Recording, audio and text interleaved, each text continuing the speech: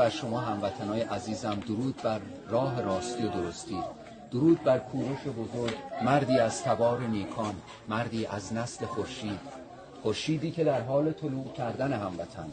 و من اینجا سرباز کوروش بزرگ هستم. 10 ساله که دارم اینجا مجسمه کوروش بزرگ رو در طی 6 سال اخیر دارم درستش میکنم.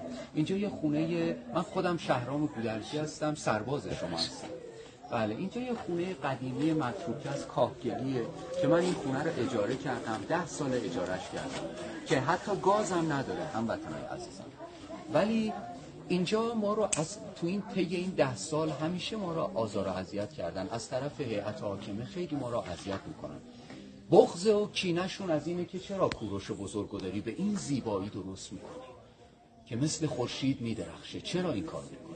هموطن میان اینجا در رو میشکنن، به کوروش بزرگ سنگ میزنن، به ما حرفای رکیک خانوادگی میزنن، ولی در نهایت پیروزی از آن ماست. الان هم جدیدن اومدن این خونه کاهگلی رو مالک و تحریکش کردن که منو از اینجا بیرون کنه. حکم تخلیه‌اش هم اینجا هستش که صادر کردن.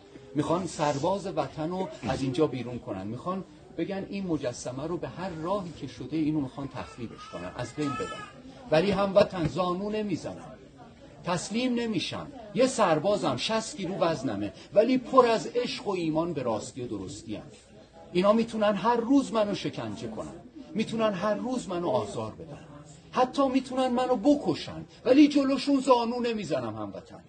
تسلیم نمیشم، ایمانمو زیر پا نمیذارم، به ملتم پشت نمیکنم. نمیذارم سستی و ضعف بر قلب این سربازتون چیره بشه. میجنگیم هموطن، نه برای کینه و نفرت، برای عدالت میجنگیم، برای کوروش بزرگ میجنگیم. درود بر شما، درود بر کوروش بزرگ و درود بر راه راستی و درستی و عدالت. خیلی سپاسگزارم.